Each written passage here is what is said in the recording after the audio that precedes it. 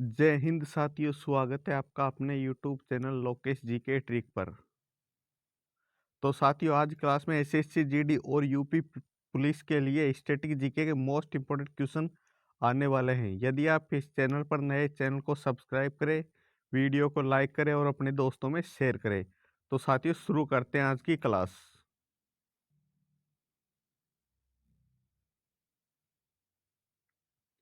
प्रश्न नंबर 1, राग के टीले किस क्षेत्र की नवपाषाणिक संस्कृति से संबंधित है?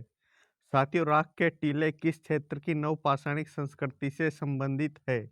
ऑप्शन ए पूर्वी भारत, ऑप्शन बी दक्षिणी भारत, ऑप्शन सी उत्तरी विंध्य क्षेत्र, ऑप्शन डी कश्मीर।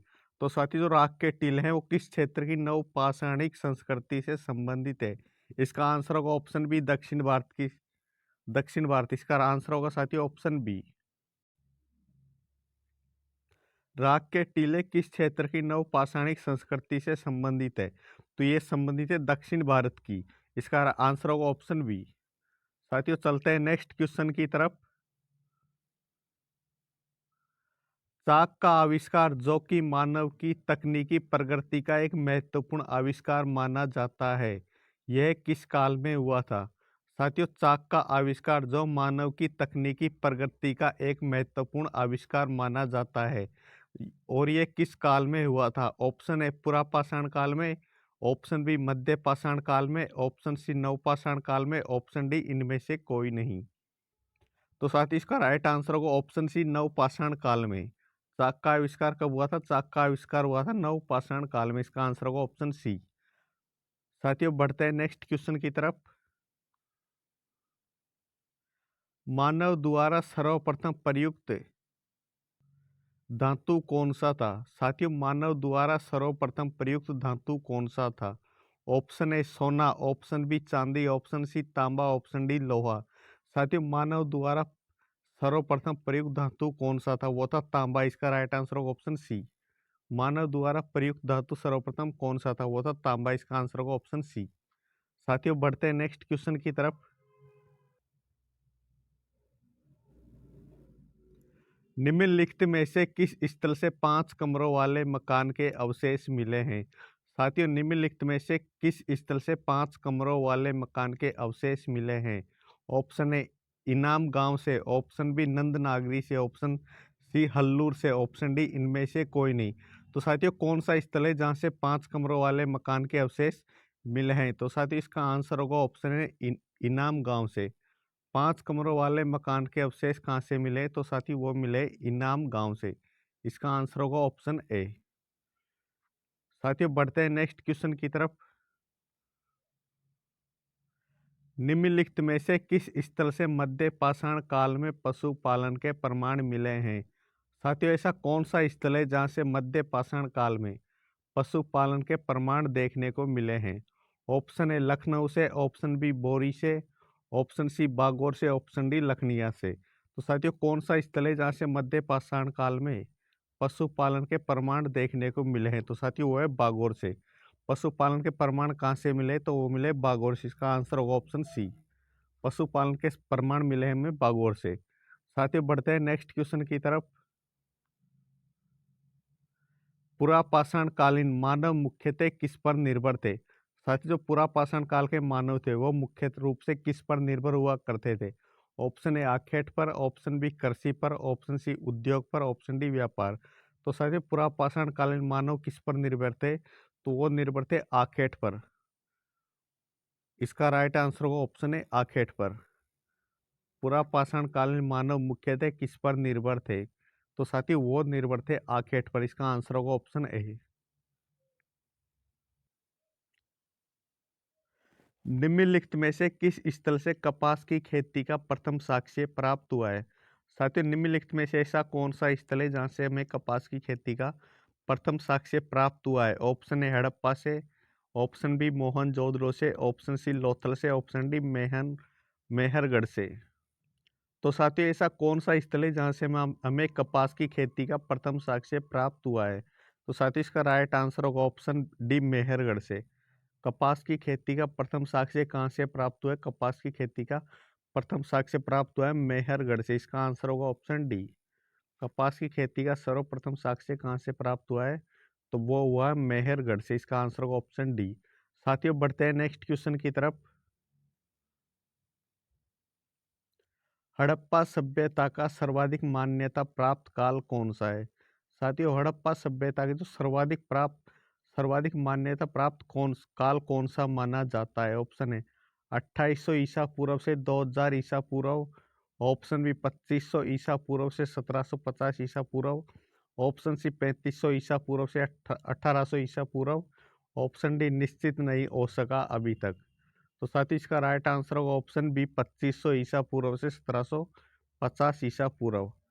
हड़प्पा सभ्यता का जो सर्वाधिक मान्यता प्राप्त काल माना जाता है वो माना जाता है 2500 ईसा पूर्व से 1750 ईसा पूर्व का। इसका आंसर होगा ऑप्शन बी। साथियों बढ़ते हैं नेक्स्ट क्वेश्चन की तरफ। सिंधु घाटी की सभ्यता निम्नलिखित में से किस सभ्यता के समकालीन नहीं थी? साथियों सिंधु घाटी की सभ्यता निम्नलिखित में से किस सभ्यता के समकालीन नहीं थी? ऑप्शन है मिस्र की सभ्यता। ऑप्शन बी मेसोपोटामिया की सभ्यता। ऑप्शन सी चीन की सभ्यता या ऑप्शन डी ग्रीक की सभ्यता। तो साथियों सिंधु घाटी की सभ्यता निम्नलिखित में से किस सभ्यता के समकालीन नहीं थी?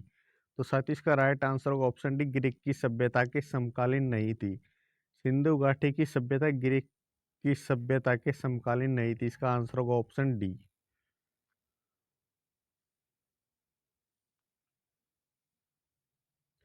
सिंधु घाटी की सभ्यता में घोड़े के अवशेष कहाँ से मिले हैं? साथियों में सिंधु घाटी की सभ्यता में घोड़े के अवशेष कहाँ से मिले हैं? ऑप्शन ए सुरकोटड़ा से। Option option B Banawali से। ऑप्शन सी मांडा से। ऑप्शन डी कालीबंगा से। तो साथियों सिंधु घाटी की सभ्यता में घोड़े के अवशेष कहाँ से मिले हैं? तो साथियों इसका आंसर होगा ऑप्शन ए सुरकोटड़ा से। सिंधु घाटी की सभ्यता में घोड़े के अवशेष कहाँ से मिले? वो मिले सुरकोटड़ा से। इसका आंसर होगा ऑप्शन ए। साथियों बढ़ते हैं नेक्स्ट क्वेश्चन की तरफ।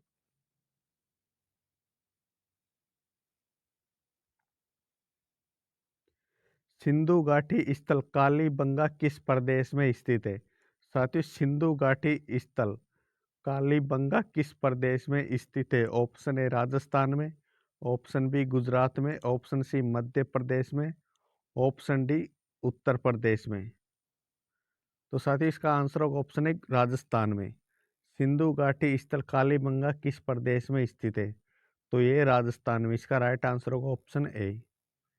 साथियों बढ़ते हैं नेक्स्ट क्वेश्चन की तरफ।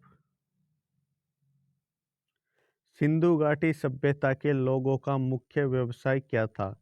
साथियों सिंधु घाटी सभ्यता के लोगों का मुख्य व्यवसाय क्या था?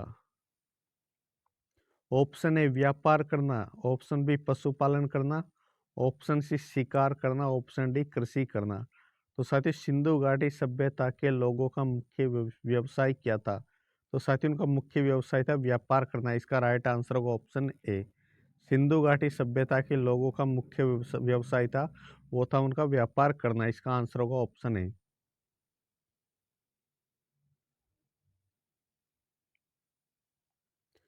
सिंधु सभ्यता के घर किससे बनाए जाते थे? साथ ही सिंधु सभ्यता के जो घर थे वे किससे बनाए जाते थे? ऑप्शन ए ईंटों से। ऑप्शन बी बांस से। या फिर ऑप्शन सी पत्थर से। या फिर ऑप्शन डी लकड़ी से। तो साथियों सिंधु सभ्यता के घर किससे बनाए जाते थे? वो बनाए जाते थे ईंटों से। इसका राइट आंसर होगा ऑप्शन ए। सिंधु सभ्यता के घर किससे बनाए जाते? तो साथियों सिंधु सभ्यता के घर ईंटों से बनाए जाते थे। इसका आंसर होगा ऑप्शन ए। साथियों बढ़ते हैं नेक्स्ट क्वेश्चन की तरफ। हड़प्पावासी किस वस्तु के उत्पादन में सर्वप्रथम थे? साथियों हड़प्पावासी किस वस्तु के उत्पादन में सर्वप्रथम थे? ऑप्शन ए मुद्राएं। या फिर ऑप्शन बी कांसे के औजार में। या ऑप्शन सी कपास में। या फिर ऑप्शन डी जौ में। तो साथियों हड़प्पा वासी किस वस्तु के उत्पादन में सर्वप्रथम थे? तो साथियों जो हड़प्पा वासी थे वह कपास के उत्पादन में सर्वप्रथम थे। इसका राइट आंसर होगा ऑप्शन सी। हड़प्पा वासी कपास के उत्पादन में सर्वप्रथम थे। यहाँ पर कपास का उत्पादन अधिक मात्रा में होता था। इसका राइट आंसर होगा ऑप्शन सी। साथियों बढ़ते हैं नेक्स्ट क्वेश्चन की तरफ। हड़प्पा सभ्यता की खोज किस वर्ष में हुई थी? साथियों हड़प्पा सभ्यता की खोज किस वर्ष में हुई थी? ऑप्शन ए 1935 ईस्वी में, ऑप्शन बी 1942 ईस्वी में, ऑप्शन सी 1901 ईस्वी में, या फिर ऑप्शन डी 1921 ईस्वी में। तो साथियों हड़प्पा सभ्यता की खोज हुई थी, वो हुई थी 1921 ईस्वी में। इसका राइट आंसर होगा ऑप्शन डी 1921 ईस्वी में। हड़प्पा सभ्यता की खोज किस वर्ष में हुई थी? तो ये हुई थी 1921 ईस्वी में। साथियों बढ़ते हैं नेक्स्ट क्वेश्चन की तरफ।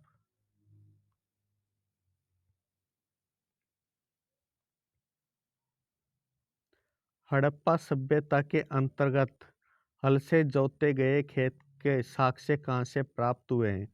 साथियों हड़प्पा सभ्यता में जो हल से जोते हुए खेत के साक्ष्य में देखने को मिलते हैं, वो हमें कहाँ से प्राप्त हुआ है?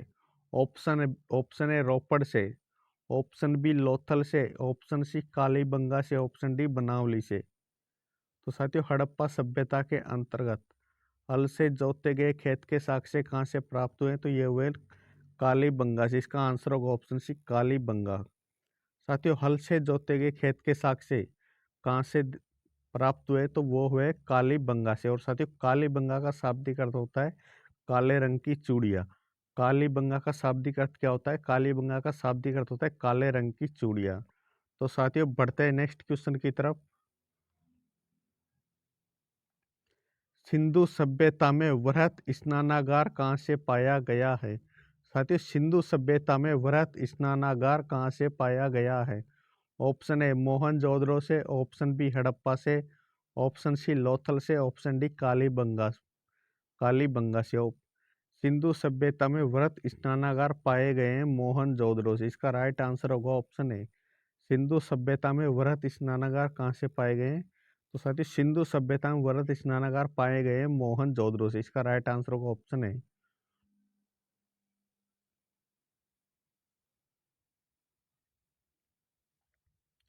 निम्नलिखित में से कौन सा हड़प्पा कालीन स्थल गुजरात में था? साथियों निम्नलिखित में से कौन सा हड़प्पा कालीन स्थल गुजरात में था? Option A Kalibanga, option B Ropar, option C Banawali, option B Lothal. साथियों निम्नलिखित में से कौन सा हड़प्पा कालीन स्थल गुजरात में था? तो साथियों वो था लोथल। इसका राइट आंसर होगा ऑप्शन डी लोथल। निम्नलिखित में से कौन सा हड़प्पा कालीन स्थल गुजरात में था? तो वो था लोथल। इसका आंसर होगा ऑप्शन डी। साथियों बढ़ते हैं नेक्स्ट क्वेश्चन की तरफ। मोहनजोदड़ो का स्थानीय नाम क्या है? साथियों मोहनजोदड़ो का क्या अर्थ है? ऑप्शन है जीवितों का टीला, ऑप्शन बी कंकालों का टीला, ऑप्शन सी दासों का टीला, या फिर ऑप्शन डी मृतकों का टीला। तो साथियों मोहनजोदड़ो का स्थानीय नाम क्या है, या फिर मोहनजोदड़ो का क्या अर्थ है? तो साथियों इसका आंसर होगा ऑप्शन डी मृतकों का टीला। मोहनजोदड़ो का स्थानीय नाम है मृतकों का टीला, या फिर मोहनजोदड़ो का अर्थ क्या होता है? तो मोहनजोदड़ो का अर्थ होता है मृतकों का टीला। इसका राइट आंसर होगा ऑप्शन डी मृतकों का टीला।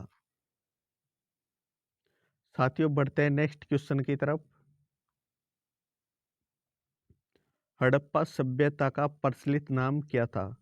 साथियों हड़प्पा सभ्यता का प्रचलित नाम क्या था? ऑप्शन ए सिंधु सभ्यता, ऑप्शन बी लोथल सभ्यता, या फिर ऑप्शन सी सिंधु घाटी की सभ्यता, या फिर ऑप्शन डी मोहनजोदड़ो की सभ्यता। तो साथियों हड़प्पा सभ्यता का प्रचलित नाम क्या था?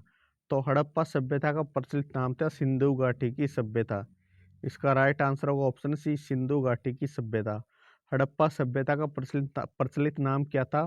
तो हड़प्पा सभ्यता का जो प्रचलित नाम था वो था सिंधु घाटी की सभ्यता। इसका राइट आंसर होगा ऑप्शन सी। साथियों बढ़ते हैं नेक्स्ट क्वेश्चन की तरफ।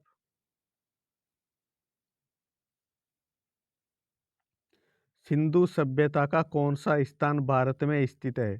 साथियों सिंधु सभ्यता का कौन सा स्थान भारत में स्थित है? Option A Harappa, option B Mohenjodaro, option C Lothal, option D इनमें से कोई नहीं। तो साथियों सिंधु सभ्यता का कौन सा स्थान भारत में स्थित है? तो साथियों इसका राइट आंसर होगा ऑप्शन सी लोथल। सिंधु सभ्यता का कौन सा स्थल, साथियों स्थल स्थान नहीं है, स्थल है साथियों ये। सिंधु सभ्यता का कौन सा स्थल स्थल भारत में स्थित है? तो साथियों इसका राइट आंसर होगा ऑप्शन सी लोथल। इसका राइट आंसर होगा ऑप्शन सी लोथल। साथियों बढ़ते हैं नेक्स्ट क्वेश्चन की तरफ। भारत में चांदी की उपलब्धता के प्राचीनतम साक्ष्य कहाँ से मिलते हैं? साथियों भारत में चांदी की उपलब्धता के प्राचीनतम साक्ष्य कहाँ से मिलते हैं? ऑप्शन ए हड़प्पा संस्कृति से, ऑप्शन बी पश्चिमी भारत की ताम्र पाषाण संस्कृति में, ऑप्शन सी वैदिक संहिताओं में, ऑप्शन डी चांदी की आहत मुद्राओं में। तो साथियों भारत में चांदी की उपलब्धता के प्राचीनतम साक्ष्य कहाँ से मिलते हैं? इसका राइट आंसर होगा ऑप्शन है हड़प्पा संस्कृति में। इसका राइट आंसर होगा ऑप्शन है। भारत में चांदी की उपलब्धता के प्राचीनतम साक्ष्य मिलते हैं हड़प्पा संस्कृति में। इसका राइट आंसर होगा ऑप्शन ए। साथियों बढ़ते हैं नेक्स्ट क्वेश्चन की तरफ। मांडा किस नदी के किनारे स्थित था? साथियों मांडा जो था किस नदी के किनारे स्थित था? ऑप्शन है चेनाब नदी के किनारे, ऑप्शन बी सतलज नदी के किनारे, ऑप्शन सी सिंधु नदी के किनारे या फिर ऑप्शन डी रावी नदी के किनारे। साथियों मांडा कौन सी नदी के किनारे स्थित था? तो साथियों जो मांडा था वो था चेनाब नदी के किनारे स्थित था। इसका राइट आंसर होगा ऑप्शन ए। मांडा कौन सी नदी के किनारे स्थित था? साथियों मांडा जो था चेनाब नदी के किनारे स्थित था। इसका राइट आंसर होगा ऑप्शन ए। साथियों बढ़ते हैं नेक्स्ट क्वेश्चन की तरफ। हड़प्पा कालीन स्थल रोपड़ किस नदी के किनारे स्थित था? साथियों हड़प्पा कालीन स्थल रोपड़ जो पंजाब में पड़ता है वो कौन सी नदी के किनारे स्थित था? ऑप्शन ए चेनाब नदी के किनारे, ऑप्शन बी सतलज नदी के किनारे, ऑप्शन सी सिंधु नदी के किनारे या फिर ऑप्शन डी गंगा नदी के किनारे। हड़प्पा कालीन स्थल रोपड़ जो पंजाब में पड़ता है वह कौन सी नदी के किनारे स्थित था? तो साथियों वो था सतलज नदी के किनारे। इसका राइट आंसर होगा ऑप्शन बी। हड़प्पा कालीन स्थल रोपड़ कौन सी नदी के किनारे स्थित है?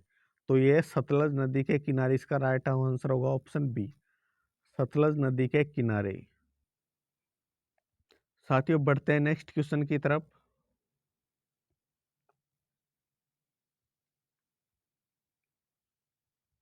हड़प्पा के मिट्टी के बर्तनों पर सामान्यतः किस रंग का उपयोग हुआ था? साथियों हड़प्पा के मिट्टी के बर्तन थे उस पर कौन सा रंग का उपयोग हुआ था?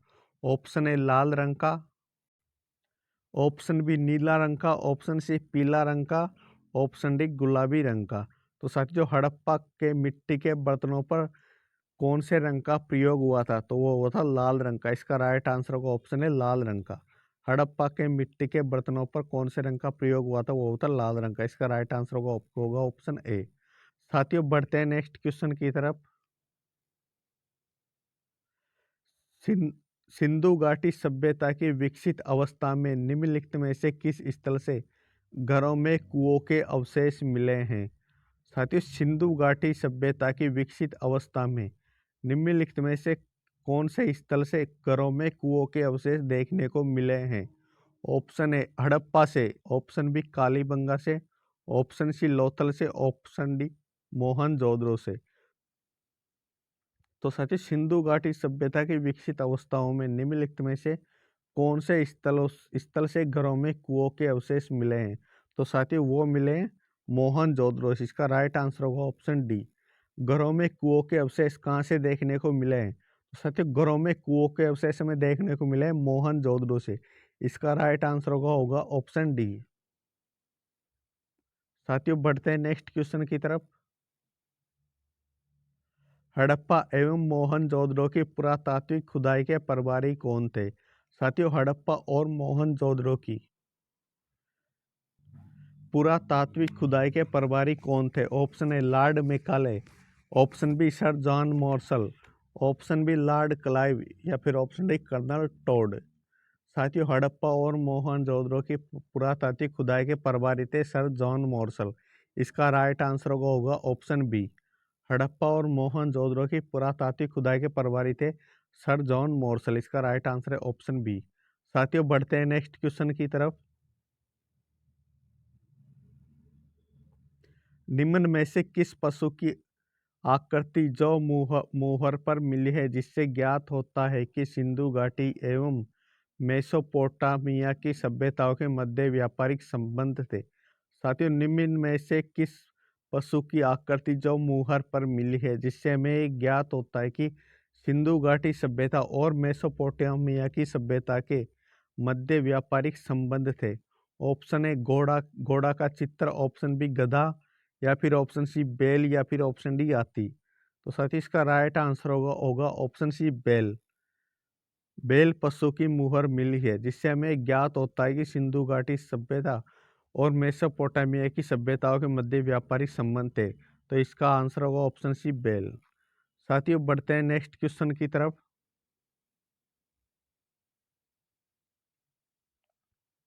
हड़प्पावासी किस धातु से परिचित नहीं थे? साथियों, हड़प्पावासी थे वह निम्न में से कौन सी धातु से परिचित नहीं थे? ऑप्शन ए सोना एवं चांदी, ऑप्शन बी तांबा एवं कांसा, या फिर ऑप्शन सी टिन एवं शीशा, या फिर ऑप्शन डी लोहा। तो साथियों, हड़प्पावासी कौन सी धातु से परिचित नहीं थे? तो साथियों, हड़प्पावासी लोहा धातु से परिचित नहीं थे। इसका राइट आंसर होगा ऑप्शन डी। हड़प्पावासी जो थे लोहा धातु से परिचित नहीं थे, लोहा धातु से वह अपरिचित थे। तो साथियों, बढ़ते हैं नेक्स्ट क्वेश्चन की तरफ। कपास का उत्पादन सर्वप्रथम सिंधु क्षेत्र में हुआ, जिसे ग्रीक या यूनान के लोग किस नाम से पुकारते थे? साथियों में कपास का उत्पादन जो था सर्वप्रथम सिंधु क्षेत्र में हुआ था, जिसे ग्रीक या यूनान के लोग किस नाम से पुकारते थे? Option A sindon, option B cotton, option C A एवं बी दोनों, या फिर ऑप्शन डी हड़प्पा। साथियों, कपास का उत्पादन सर्वप्रथम कहाँ कहाँ हुआ था? तो साथियों, कपास का उत्पादन सर्वप्रथम हुआ था सिंधु क्षेत्र में, और जिसे ग्रीक या यूनान के लोग किस नाम से पुकारते थे? उसे ग्रीक या यूनान के लोग पुकारते थे सिंडन के नाम से। इसका राइट आंसर होगा ऑप्शन ए सिंडन। कपास को ग्रीक या यूनान के लोग किस नाम से पुकारते थे? इसे पुकारते थे सिंडन के नाम से।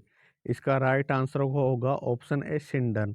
तो साथियों, आज की क्लास में इतना ही। मिलते हैं नेक्स्ट नेक्स्ट क्लास में।